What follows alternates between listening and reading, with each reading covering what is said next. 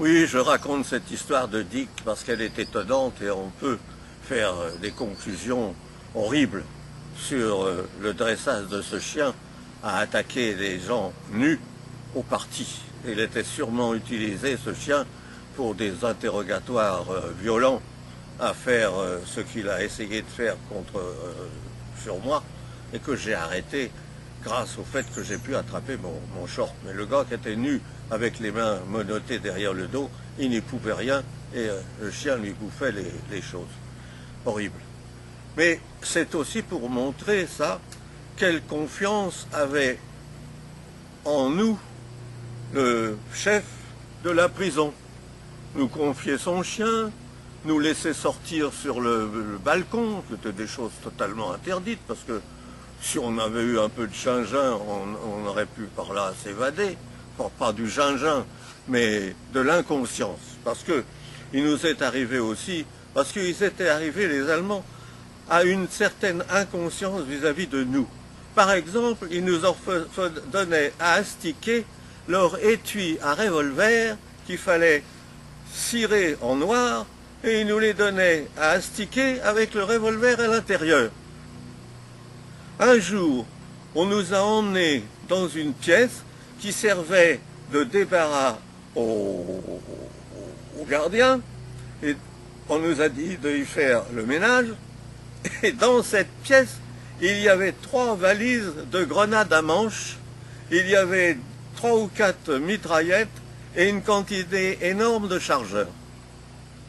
Et on a fait le ménage là-dedans avec Francia en se disant qu'est-ce qu'on fait? Qu'est-ce qu'on fait? On est là, on est armé jusqu'aux dents. Ils n'ont pas l'air du tout de se rendre compte de ce qu'ils ont fait. Qu'est-ce qu'on fait? Qu'est-ce qu'on fait? Quelle question épouvantable. Je ne sais pas si vous pouvez vous rendre compte de 2 garçons comme nous qui étions mis en présence d'un arsenal totalement libre d'en faire pendant quelques minutes ce que nous en voulions. Le dilemme, on s'en empare, on attaque, et dans 5 minutes on est mort, ou bien on reste tranquille et on est un peu des foireux. Problème. Finalement, on a renoncé. On s'est dit on n'a pas grande chance, parce que ce qu'il faut, c'est attaquer et tout de suite fournir des armes à des gars qui sont en cellule. Il faut attaquer, s'emparer des clés, ouvrir des cellules, et fournir des armes qui sont là à des gars dans les cellules. On va tomber sur qui? Des cas déterminés ou des péteux qui vont foutre le camp en voulant pas faire une attaque de prison en supposant qu'elle est foutue d'avance. Alors finalement, après 1 heure de réflexion dans cette pièce, et après avoir regardé s'ils s'étaient foutus de notre figure en nous mettant pour nous appâter de fausses armes pour voir si on allait réagir ou pas réagir, et qu'on s'est aperçu que c'était de véritables armes, ben on est ressorti après avoir fait un bon coup de ménage, déplacer les valises, ranger les mitraillettes, etc. Ça prouve encore quelle était la confiance extraordinaire que nous portaient les gardiens et le directeur de la prison. On pouvait dire qu'on faisait ce qu'on voulait.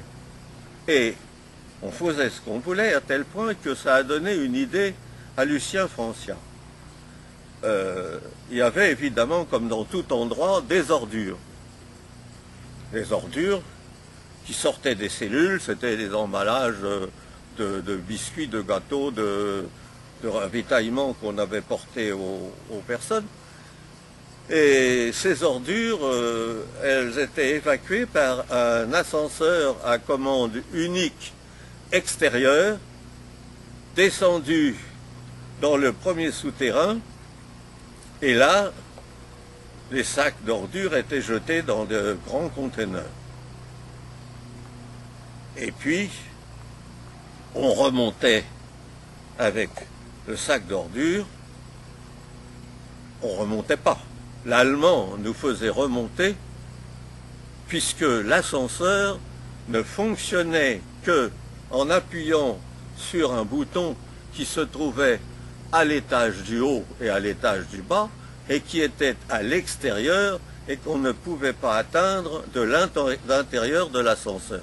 Il fallait une deuxième personne pour manœuvrer l'ascenseur. La deuxième personne, c'était pendant longtemps un gardien allemand qui disait, bon, vous descendez les ordures, allez hop, et restez pas trop longtemps en bas, hein, je vous remonte. Hein. Voilà. Et aussitôt, on avait vidé le sac d'ordures, on revenait, on criait oh, oh, oh, et le type appuyait sur le bouton et l'ascenseur remontait. Avec Lucien qui avait trouvé une combine dont il m'avait pas fait part tout de suite, il m'a dit un jour, dis donc, tu vas appuyer sur le bouton, je vais vider les ordures, tu vas me faire descendre. Bon, je lui dis, oui, fais-moi descendre. Il dit, on va se faire engueuler. Non, non, penses-tu, ils ne feront même pas attention, tu me fais descendre. Et en effet, Lucien rentre dans l'ascenseur avec son sac d'ordures, je le fais descendre. Au bout d'un petit moment, il me crie dessus, tu me remontes, et je le remonte, et puis voilà, il revient, et puis c'est tout. Et puis c'est tout, puis dans la soirée, il me dit, il faut que tu m'aides à continuer ce truc-là. Je dis, quel truc-là? Qu'est-ce que c'est? Qu'est-ce que t'as fait? Eh bien, il dit, voilà, j'ai trouvé un type qui est dans une cellule qui m'a supplié de faire, par tous les moyens que je pouvais trouver, sortir un mot de billet de la prison. Caché dans le linge sale, parce que nos parents nous amenaient du linge propre et nous leur rendions du linge sale qu'il avait à la maison. Il y avait un va-et-vient de linge propre, sale, etc. Et nous arrivions, Lucien comme moi, à faire des tout petits billets qu'on arrivait à glisser dans des lisières de chemises, dans des comment ça s'appelle, dans des ourlets de slip, de trucs comme ça. Je me souviens que j'avais pris l'habitude de glisser mon petit billet, bien plié, bien fin, dans la partie arrière de mon slip, là où ça touche le derrière, et avec du chocolat, je faisais des traces dans le fond du slip pour dégoûter les gens en disant bah, son slip est plein de merde, je vais pas fouiller dans ce coin-là. Et c'était là justement que je cachais mon petit billet. Bon, Lucien avait un autre truc dans ses cols de chemise. Il avait des cols de chemise avec des baleines pour tenir raide, et il remplaçait les baleines, où il écrivait sur les baleines. Bon, et on n'a jamais compris, du reste, ça nous a toujours étonné, comment des billets qui étaient aussi bien cachés étaient trouvés par nos parents. Parce qu'on changeait constamment de place, fallait pas toujours...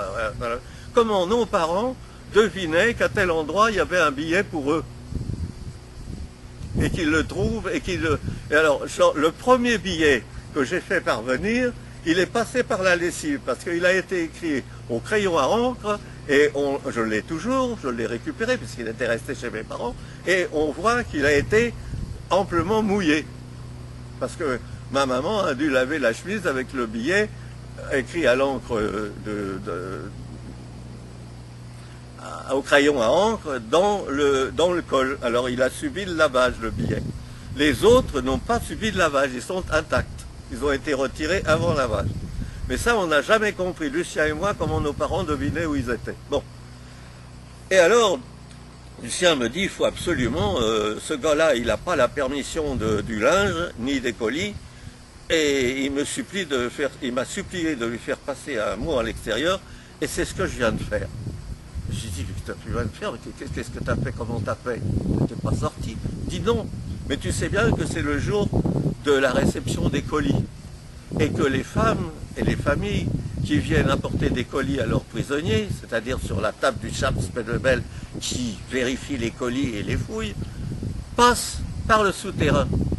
Et elles passent, les personnes qui font ça, passent à côté du conteneur à ordures. J'ai vidé les ordures, je me suis donc planqué à côté du conteneur à ordures avec mon petit billet dans le creux de la main, et puis j'ai regardé les gens passer. Et puis tout d'un coup, j'ai vu une dame qui avait un sac à main au bras. J'ai essayé de la juger en 3 coups d'œil. Je me suis dit, celle-là, elle va pas crier, elle va pas gueuler, elle va me laisser faire. Je lui ai bondi dessus, j'ai ouvert son sac à main, j'ai glissé le billet, j'ai refermé le sac à main, je suis parti. La dame n'a rien dit, elle n'a pas bronché. Je crois qu'elle a compris. Voilà ce que me raconte Lucien. Je lui dis, t'as une idée fantastique, mais c'est formidable. Mais tu te rends compte, ce type-là, il va peut-être prévenir des copains de se planquer, de se mettre au vert et tout. Ben, il me dit oui, ben, c'est pour ça que je le fais. Oh, ben, dis donc, il faut... Et voilà. Et on a continué tous les deux à faire ce truc-là de juillet 1942 jusqu'à fin octobre 1942. Nous avions comme gardien à notre étage, arrivé à peu près au milieu de l'été, un espèce de sale petit con de voyou allemand, un type sorti des bas-fonds de Berlin ou de Hambourg ou de je ne sais pas où, moche, vilain, qui s'appelait Alfred Freitag. Freitag, ça veut dire vendredi. Alfred, vendredi. Alfred Freitag. Il était laid, il était moche, il était petit, il était méchant comme un pou. Il nous emmerdait tout le temps. Il nous tapait dessus, il nous foutait des coups de poing. C'était le seul type, et c'est le seul type qui n'a jamais été désagréable avec nous à ce point-là. Et cette espèce de salopard, il s'est douté de quelque chose. Quand il a vu que c'était moi qui faisais descendre Lucien en appuyant sur le bouton de l'ascenseur. Il s'est planqué dans le souterrain et au moment où Lucien glissait un billet dans le sac d'une dame, il lui est tombé dessus. On n'a jamais su ce qu'était devenu la dame. Lucien a été remonté à coups de botte et à coups de poing. Le Staps est arrivé, il nous a pas frappé. On s'attendait à recevoir tous les deux parce que ils se sont tout de suite doutés que Lucien ne pouvait pas descendre sans que moi j'ai appuyé sur le bouton. Donc ils nous ont tous les deux mis dans le même sac.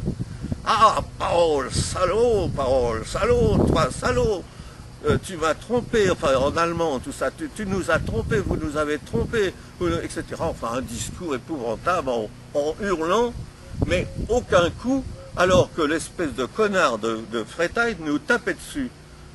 Et c'est à un moment même que le Staps l'a écarté en lui disant « ça va comme ça ». Et il nous a dit « bon, 15 jours demi-tag ». Avec Lucien, on s'est regardé, on s'est dit « c'est pas possible, 15 jours demi-tag, seulement ». Des cellules qui sont destinées aussi à recevoir des types en pleine hystérie ou en pleine folie. Les barreaux sont doublés de feutre pour pas qu'ils se frottent la tête sur les barreaux. Tout est prévu pour que le type ne se suicide pas dans le mitag. La ration est considérablement diminuée et on est dans l'obscurité à peu près complète. Il y a une fente de 60 cm sur 20 pour éclairer la cellule de mitag. On a l'impression d'être au Moyen-Âge dans une oubliette. C'est épouvantable comme impression. Mais, ce qu'il y avait, c'est qu'on était drôlement heureux, Lucien et moi, d'avoir été par le Stappfeld-Weibel condamnés à une peine de 15 jours de mitag. Parce que l'action que nous venions de faire, elle était passible de la peine de mort. Si le Stapp nous avait dénoncé à la Gestapo en disant « j'ai surpris Lucien Francia et Paul Thieu en train de sortir des informations qui devaient être secrètes et de les sortir à l'extérieur », on retournait au jugement et au jugement on n'y coupait pas. Donc le Stappfeld-Weibel nous a littéralement sauvé la vie en nous condamnant à 15 jours de mitag sans en parler à personne. C'est pour ça que je me suis toujours demandé si ce grand gueulard de Staps n'était pas en réalité une sorte de bon chien qui gueulait parce qu'il était là pour gueuler parce qu'il était là pour garder, mais qu'il avait un fond humain important. Du reste, il était en parfait accord avec un monsieur dont on a beaucoup parlé et qui était un grand monsieur, qui est l'abbé Stock,